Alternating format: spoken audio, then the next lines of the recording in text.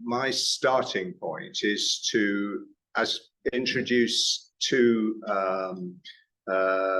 values-based practice in health and social care as seen in the collaboration.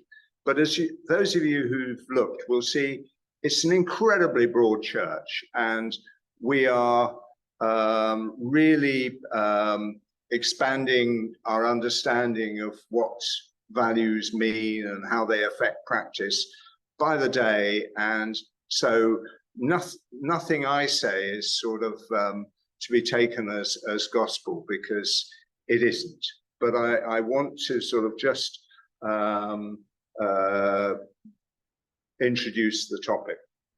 So defining values, for those of you who've tried, is incredibly difficult. But David Sackett, who wrote the main textbook on evidence-based medicine, which started the evidence-based medicine ball rolling, had to sort of define values, and I've plagiarized his statement. And so I think this is as good as any.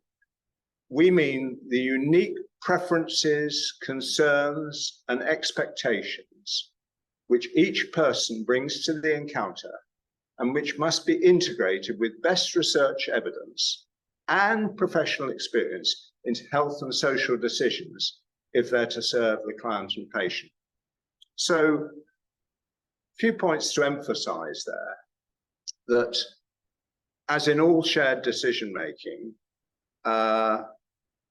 the patient is the expert in their own illness, the client is the expert in their own circumstances. And the importance of values-based practice, as opposed to evidence-based practice, it is individual-based. We are concerned with the individual, where evidence-based medicine is concerned with epidemiology, population science, etc. Look at the fact that it does work with best research evidence. It's not in isolation. We are failing our patients and clients if we do not think about the evidence that relates to them and their circumstances. We're also failing our patients and clients if we don't bring our own experience into that meeting, because we've built up a lot of experience. So that's as far as I can get with a definition. But what values-based practice is it's about processes. It's about a premise that starts. Now, this may be really difficult. We may have to perhaps modify this in the circumstances of hunger and food poverty, but hopefully not that much, because this basic premise is a mutual respect for different values. We have to take the lead, the professionals, the health and social care, or the volunteers, or anybody.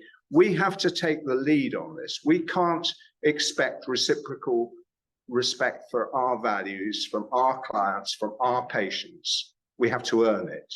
But hopefully we get there, and we do to some extent earn it. But we have to work in situations where we may be entirely disrespected at the beginning. But basically, that mutual respect, when we can get it, is a very important element, a premise of values-based practice. We can talk more on that if people want to at some stage. What about the process? There's lots of processes you can find if you go on the website, and we're currently working on a second edition of Essentials in Values-Based Practice.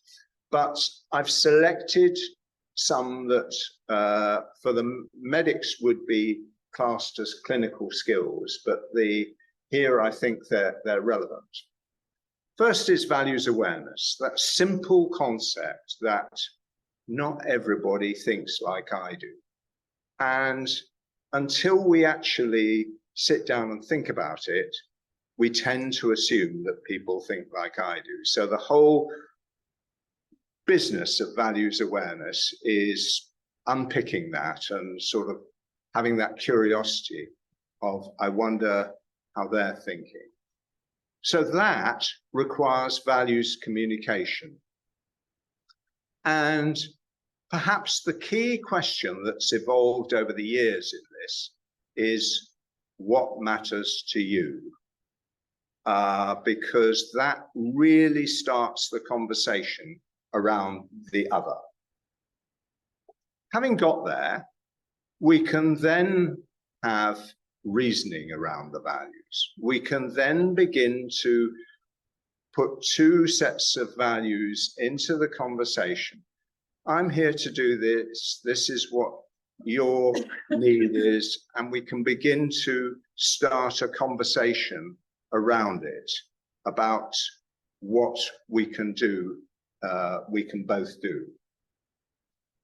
It is, of course, an absolute essential, as I said, values-based practice is about individuals. So person-centeredness, we've all got our own ideas of what person-centeredness means, but I think they coalesce to a huge extent. Person-centeredness is all about that. But then we're not lone crusaders. We do need a team behind us. We do need, not behind us, with us. We need a multidisciplinary team that we work with. And then the important element of values-based practice is this partnership in decision-making. When it comes to how can I help you now? How can I help you in the future? There is partnership, and we only get to that partnership if we've worked through some of these steps. So the whole point of values-based practice is balanced decision-making within a shared framework of values.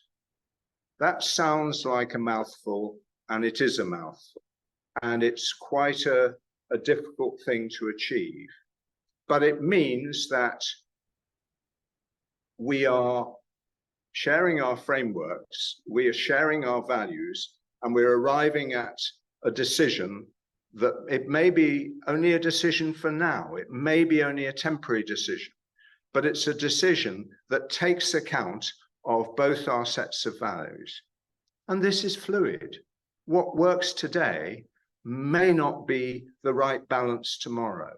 So we have to move with it. And particularly for those of you who are frontline in feeding and helping to feed, if you think of some of your difficulties in terms of not establishing dependence, feeding, getting that desperately needed nourishment now, but not ruining the situation with dependence. That is an example of balanced decision-making in practice. So let's unpick those a little bit more. I've said the mutual respect may be difficult. We have to get there. The process question, the question is what matters to you?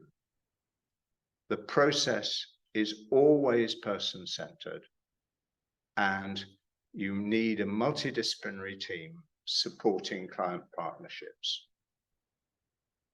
And balanced decision-making, the best fit action for now and for the future.